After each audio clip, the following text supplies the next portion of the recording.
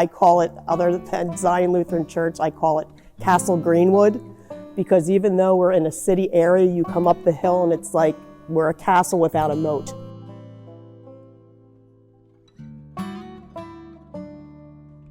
My name's Pastor Cindy L. White. L is for Lou, don't tell anybody about that. But yeah, I've been a pastor for Zion Lutheran Church for 2.5 years now. You don't expect something this large in the community, you really don't, because when you come into town, you see a beautiful church on the hill, but we're not seen real well. But the minute that you come up the hill, up Mauch Chunk, it is just a beautiful piece of architecture to admire. And once you come in the building, then you really get to understand the beauty. And that's why we needed to have DeGrucci involved to protect the outside so nothing inside would be ruined. In 2015, large pieces of the facade began falling onto the sidewalk and street below, forcing the congregation to immediately confront questions regarding their future in their worship space. When something needs to happen to have a church continue and be a safe place to come into, because we did have stone falling from the building, and we certainly didn't want anyone hurt, but we didn't want there to be any permanent damage to any of the building. Popular during the early 20th century, cast stone made from Portland cement was hailed as a cheaper alternative to cut stone. But as a relatively new material with few regulations, the quality of cast stone varied widely, even on one building. Combined with years of deferred maintenance or inappropriate repairs, Zion's cast stone was not just deteriorated, but dangerous. The church struggled in the past with interventions that either failed or exacerbated existing conditions. So far, professional advice they received had only made the problems worse. No, I think we got bad information. I think we did a lot of things were actually detrimental to the building. I mean, sealing the building, putting coats on the outside that did not allow moisture to escape and eventually pushed the material out, and that was our problem. We had chunks of stuff falling all over the place, and we were really afraid it was going to hit some people or something, so we had to do something. My name is George Taylor. I'm a member of the Property Committee, I'm a member of the Finance Committee, I'm a member of the Outreach Committee. I just believe that if you're a member of the church, you need to be involved. That's, In order to build congregation support, we did a stay-go analysis, okay? We looked at options. What are the alternatives? If we decided not to stay in this building, what was our option? Could we muster enough support to build a new building? Was there a building available? And what will we do with this? Because in the Lutheran Church, the congregation owns the building. So we looked at all the options, and we actually had a congregational meeting and voted, okay?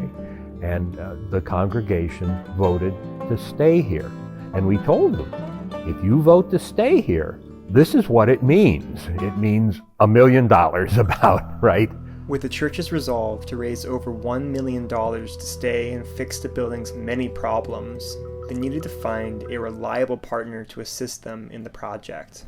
What we wanted was quality for what we were doing. And because of the experience that DeGrucci had with churches, not just here but in Europe as well, that was a perfect fit for us. Because this is a unique building, the stone is unique, it's area stone, and they can just really look at something and know this is what we need to do. DeGrucci Masonry used St. Astier Lithomix, a French natural hydraulic lime-based resurfacing mortar that's been successfully used in Europe for almost 30 years. The decision to use Lithomix as opposed to cast stone or other repair mortars was the low cost, ability to replicate detail and material properties. More vapor permeable and less dense than Portland-based products, Lithomix draws moisture away from the historic stone and remaining cast stone to ensure water is transferred out of the building instead of into it. And when the sapling came down, say, of one of our towers, the chime towers, I mean, people were just amazed at the difference, because you have two towers one's fixed and one isn't, and they can see the difference. They can really see the difference that repair made in the structure. Oh, when this side here, this west side was completed, I cannot tell you how many people in the community just drove by. It was absolutely magnificent looking because the way the sun shines on it, it's just so bright and white, which what used to be really gray and dull, it's made such a huge difference looking at the facade. With around a third of their building project complete, Zion isn't out of the woods yet. With a budget of over $1 million, they still need to raise a considerable amount to finish the project. We don't have any history here other than the fact that the church has been here a long time, and that a lot of the people that were confirmed and baptized here and so forth have left the area or whatever and done some pretty good things someplace. We have some history value that way. I think we have some value in terms of the overall culture in Tamaqua. In the community, we do a lot of things to serve in this building. We have a diaper depot, we have a lot of outreach things that we do for the community. But for all the people that have been here in over the generations, baptisms, weddings, there's just so many saints that have been a part of the creation of this building. With God's help, many wonderful things have happened here. But the next step is finding more funding. That's really, really kind of crucial. We have a capital campaign project in place. We'll raise, I think, probably enough money to handle 3/4 of the project's cost. But how do we get the rest? Let's do a workshop, and the presenter said, look, if your church closed, who would miss it, right? Years ago, I think the only people that might have missed Zion Lutheran Church are the people who go here, right? I don't think that's true anymore.